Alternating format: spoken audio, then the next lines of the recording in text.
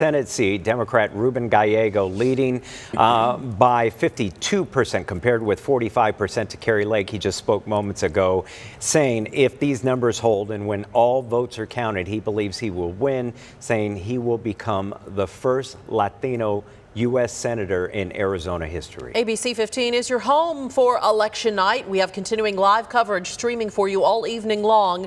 Visit us at abc15.com and on our streaming apps right now to follow along to these races.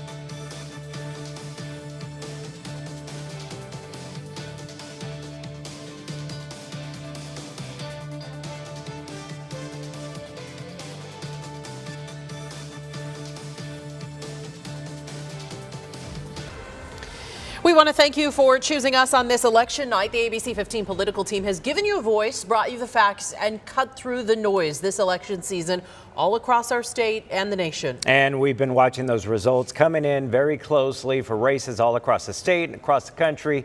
And we want to jump right into those numbers right now. Yeah, so let's get right to it. In the race for the White House, here's how things stand overall in the state of Arizona. The difference in this race, just 4,000 votes. We'll dig into that a little deeper with Garrett and Faye in just a moment. When it comes to the race for our open Senate seat, here you can see Ruben Gallego, 52%, compared with Kari Lake's 45%, with 54% of the precincts reporting.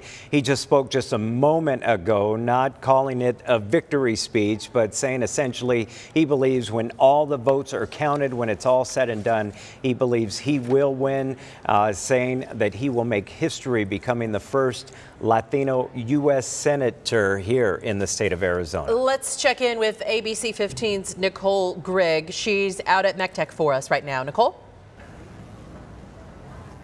Yeah, it's a 24/7 operation here. This is where your ballots are brought and they are counted inside here.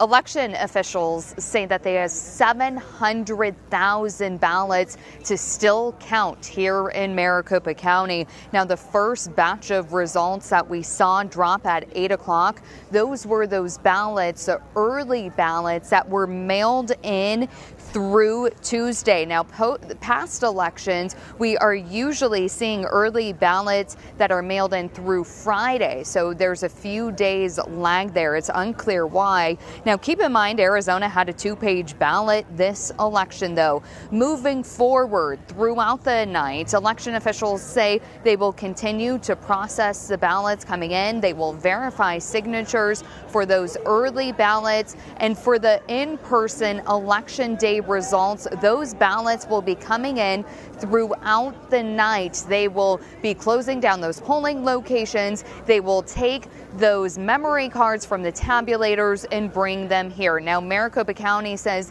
that they will continue to count the ballots around the clock through the end of the week. It could go anywhere through the end of the week into next week to continue counting. Live in Phoenix, Nicole Grigg, ABC 15, Arizona. Yeah, 10 to 13 days till this could be official, so. Yeah. All right, we want to turn our attention to Nick Saletti right now. He's at the Democrats' watch party. Several big names taking the podium already tonight. Nick, just a short while ago, Congressman Ruben Gallego gave a speech. How did the crowd react to that? Yeah, Katie, Javier, he did just wrap up speaking, and even though his race has not been called yet, he's projecting a lot of optimism, and he and his campaign, I'll tell you, are very confident that when everything is said and done and all of these ballots are counted, they are confident that Ruben Gallego will be Arizona's next senator. Listen to what he had to say. And to those who didn't, I want you to know that regardless of who you voted for today, I will stand up and fight for you. As hard as I fought to get out of poverty, as hard as I fight now for my family, as hard as I fought in the Marine Corps, I will be fighting for you in Washington, D.C. Of course, Gallego running against Republican Kari Lake in this race has not been called yet, but as you can see, Gallego really projecting a lot of confidence that he is going to win this. We also just heard from Greg Stanton, congressman from District 4. His race has been called. He has won re-election. And we also heard from Yasmin Ansari from CD3, who is replacing Gallego in the U.S. House. The race was also called for her. In the meantime, I've been speaking with officials from the Harris campaign here, and even though they're behind right now here in Arizona and it's a razor-thin margin, they are also still confident that they do have a path to win Arizona, especially if they can get the lion's share of those independent votes. Of course, remains to be seen exactly what happens, but they're still projecting a lot of confidence here at Democratic Party headquarters. All right, thank you, Nick. And as those first results start to come in, we continue to dig deeper into what this all means. Yeah, let's check in with Faye Fredericks and data analyst Garrett Archer in our results center to break this all down for us. All right, guys, without further ado, let's go to our expert, our guru, as we call him around here. And let's take a deeper look into these numbers, because really, slightly more than 4,000 votes separate these two right now. Yeah, 4,000 votes. And just look at 2020. Look how close we are here. 49.4% Joe Biden won this state by. Right now, Donald Trump is winning 49.7. So very, very small difference in the percentage share of the vote. Now, let's take a quick look around these counties. As you can see right here, Maricopa County, Kamala Harris 50.7 to Joe Biden's 50.3. So she's actually doing a little better in Maricopa County. Slightly outperforming Joe Biden in Maricopa County. So let's look at Pima County. Also slightly outperforming right now. Now, of course, we're not looking at any election day ballots yet. Let's look at some of these other counties. Donald Trump outperforming in Mojave, one of the most vote-rich counties for Republicans. Same thing in Yavapai, 64%. Let's take a quick look at Yuma County. Now, this one is interesting because, as I said before, this is a very Hispanic county. You can see Donald Trump did win this county in 2020, 52.3%, but right now outperforming that by a margin of 12 points. And I want to draw your attention, if you want to go back one screen, take a look at how President Biden did and how Vice President Harris is doing. There is a big differential between those two. There's a big difference right now. Now, of course, we don't have all the votes in Yuma County, but that as a starting place, I mean, that's probably not going to change as much. Again, we're not looking at the electorate we did in 2020 and 2022, where there were these massive swings in the electorate. There's a good chance that these numbers won't change all that much. They will change, but not all that much. Taking a quick look, of course, at Santa Cruz County. Now, this one's interesting. Again, Kamala Harris, Democratic county, but she is slightly underperforming Joe Biden by a factor of 5 points. And again, this is the most Hispanic county in Arizona. So we can see that one of the big reasons that Donald Trump is winning Arizona right now is a shift in the Hispanic vote. Yeah, absolutely. Let's switch over to the Senate race real quick and show us what you have there. Sure. Let's look at the Senate race here. Do we have? Yes, we do. Okay, we're going to compare this to the 2024 president. So as you can see right now, Ruben Gallego outperforming Kamala Harris in Santa Cruz. Going back to Yuma County, this is Yuma County. Carrie Lake underperforming Donald Trump by a factor of about 5 points in Yuma. Let's take a look over here. You can see, obviously, we've already seen this one. It's at 54%, 50.7. So he's overperforming her by about 4 points. Let's go to another Republican county. Carrie Lake, obviously carrying Mojave County, but again, underperforming Donald Trump in these key counties. Okay, and we are expecting more numbers to come in from Maricopa County at any time now, guys, and we'll keep crunching those numbers and bring the latest to you. It's very insightful. Thank you. As the night draws on, we want to check back in with our political roundtable. Christelle Bell, it's been a busy night, and I hope we've been able to provide you with something to talk about over there. Yeah, so we've been talking about Proposition 314 here. This would be the proposition that would make crossing the border illegal, a state crime, illegally a state crime, and also harsher penalties for fentanyl sales that lead to death. Voters have spoken on this. Early numbers say, yes, they're all for this. What do you say? Well, first, I do want to give a shout out to, I know there's a lot of organizing in the Hispanic community groups. They fought hard against this. Many have seen this as a, SB1070 2.0 of 2010. This became a very hard proposition. You had, fentanyl, you had border, you had a lot of different things that publicly that polled well, and it just was very unfortunate. But I do think this probably plays a larger role in what people think about the border and immigration, and I think that played a role here. Yeah, Kirk, what do you have to say? Look, I think the Biden border debacle is manifest in these numbers. Arizonans, and frankly the country, sees border security as a public safety issue, not an immigration issue or a race issue. This was, to me, a very predictable result. The Democrat Party, I think, should take a hard look at themselves on this particular issue. The Kyrsten Sinema model of being for border security and for immigration reform really is a sweet spot for many voters, but it's one that the party, i.e. the Democrat Party, has had a hard time getting to.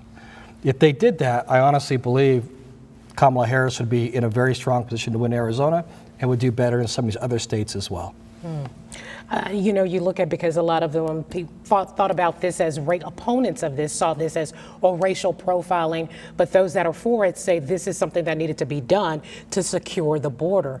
So in terms of that, like, what else, I mean, could we do, or what else needs to happen into terms of... There's a lot of frustration about why can't we fix the border? Yeah. Why can't we stop the fentanyl? Why can't we stop the sex trafficking?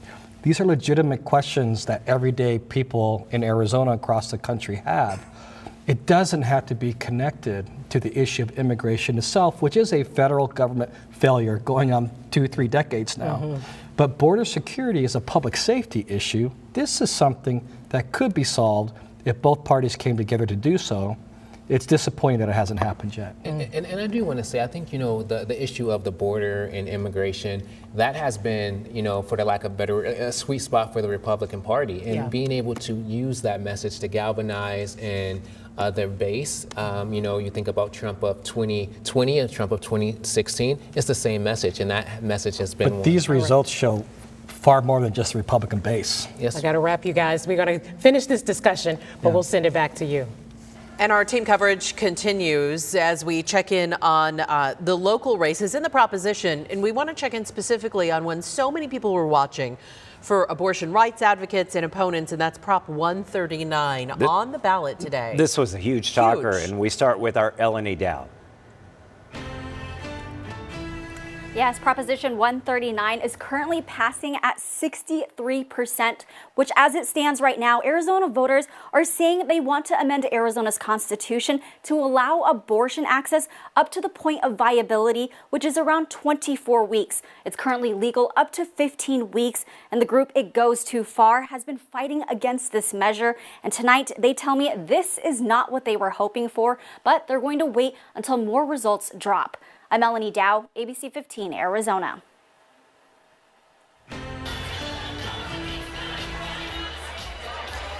And I was just talking to Arizona for Abortion Access, which is the group that helped put this measure, this proposition on the ballot here in Arizona. They tell me that right now with these numbers, 63% yes, 37% no, they are feeling optimistic right now and proud of the campaign that they have run.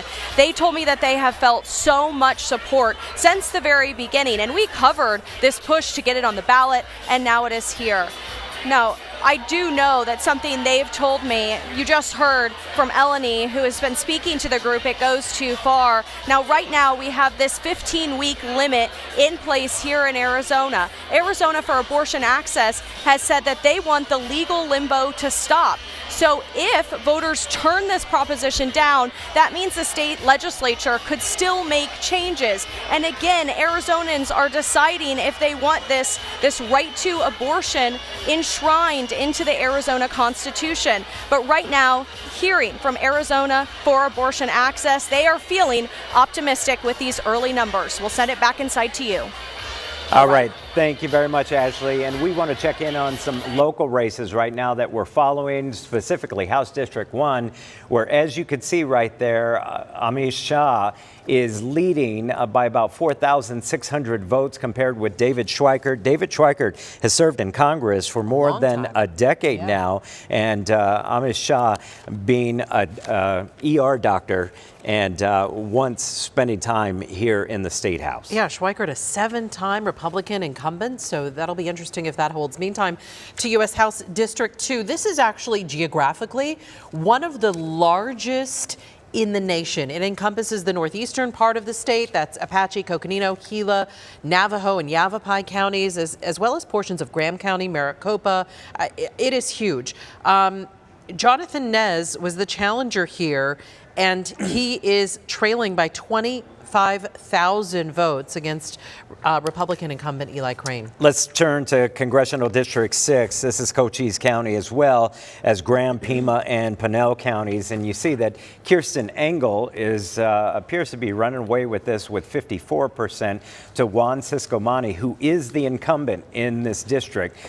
He has 44% of the vote. And to CD7, that has already been called for. Raul Grijalva He is the Democratic incumbent there, and this is for that newly drawn Congressional District 7 that was drawn in 2002. That race already called. Let's turn to the Maricopa County attorney race here. This is the top prosecutor for the fourth largest county in the nation, Rachel Mitchell, who is the incumbent, versus Tamika Wooten, they're the Democrat. And Rachel Mitchell appears to have 52% to 47% with about 60,000 vote difference. The Maricopa County recorder responsible for voter registration, early voting, all the mail-in voting. Here's how it looks right now. Democrat Tim Stringham leading this vote, but only a 2,000 vote difference for Justin Heap, who is a member of the ultra-conservative Freedom Caucus. We're going to keep you updated on that important race as well. We want to check the U.S. presidential race here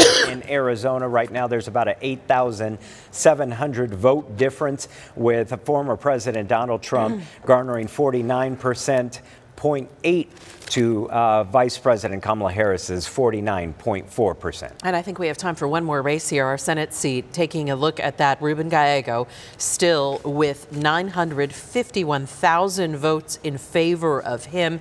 It's going to be a lot for Kari Lake to be able to overcome that. That race has not yet been called, may not even be called tonight, but he's leading by a lot. Thank you for joining us streaming online. We'll be right back on air.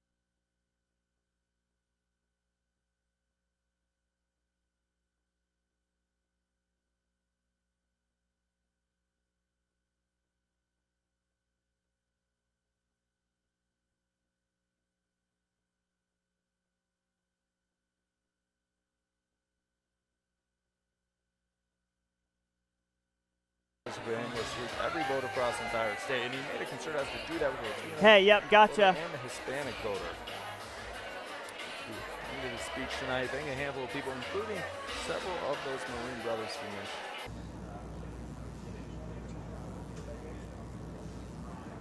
Mic check, 3, 2, 1, 24/7 operation here.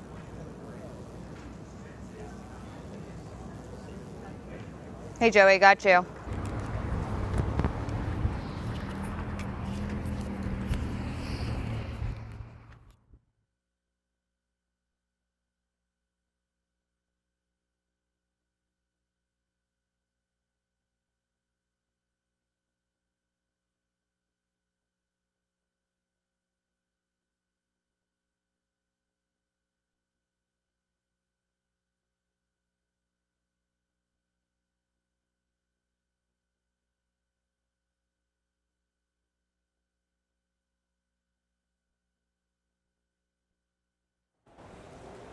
Go ahead, Mike. Mic check. One. Yep, I see. I hear myself. Just confirming we're only doing, 1, 2, 3, 4, 5, 6, 7, 8, 9, 10.